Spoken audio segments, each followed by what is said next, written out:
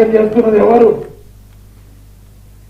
తిరుపతిలో Lions club ఆధ్వర్యంలో ఉచితంగా దుప్పట్ల పంపిణీ చేశారు. పట్నాల్ వీధిలో జరిగిన ఈ కార్యక్రమంలో Lions club district chairman Arcot Krishnaprasad పాల్గొన్నారు. మానవ సేవయే మాధవ సేవలో భాగంగా నిరాశ్రయులైన వారికి దుప్పట్లు, పరుపులు, దిండ్లు పంపిణీ చేయడం ఆనందంగా ఉందని కృష్ణప్రసాద్ తెలిపారు. నమో వెంకటేశాయ. ఇంటర్నేషనల్ లయన్స్ క్లబ్ ఆధ్వర్యంలో మేము తిరుపతిలో శ్రీనివాస లయన్స్ కమిటీ మేమందరూ కూడా ఈరోజు చాలామంది అనాథులు రాత్రిపూట ఇక్కడ నిద్రపోతుంటారు. అలాంటి వారికి తల్లిదండ్రులు లేని వాళ్ళు, పిల్లలు లేని వాళ్ళు, తోడు నీడు లేని వాళ్ళందరూ కూడా రాత్రిపూట ఏడొచ్చి పడుకుంటారు.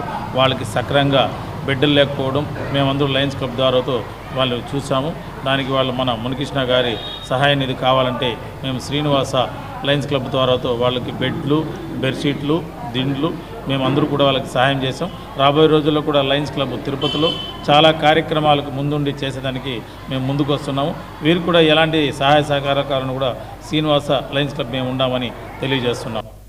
ఈరోజు తిరుపతి పట్టణ వీధులందలి పట్టణ నిరాశ్రయాల బస కేంద్రానికి ఈరోజు మేము మా Lions club of Tirupati Srinivasa ఆధ్వర్యంలో ఈరోజు మేము ఇక్కడ ఉన్న రాత్రి బస చేసే నిరాశ్రయులకు ఈరోజు మేము బెడ్షీట్లు, దిండ్లు, దుప్పట్లు పంచడం జరిగింది.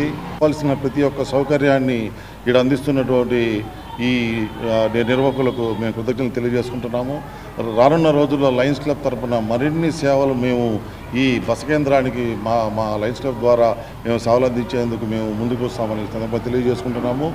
మా ఈ కార్యక్రమానికి సహకరించిన మా లయన్స్ క్లబ్ సభ్యులందరికీ మరియు ఈ రాత్రి బస కేంద్ర నిర్వాహకులకు మరియు ఇక్కడ ఉన్నటువంటి అనాథలకు అందరికీ మేము కృతజ్ఞతలు తెలియజేస్తున్నాము. రంగారెడ్డి జిల్లా శంషాబాద్ ఎయిర్పోర్ట్ నుంచి రాకపోకలు నిర్వహించే 77 ఇండిగో ఫ్లైట్స్ క్యాన్సిల్ అయినట్లు తెలిపారు అధికారులు. వేరే ప్రాంతాల నుండి రావాల్సిన 38 విమానాలు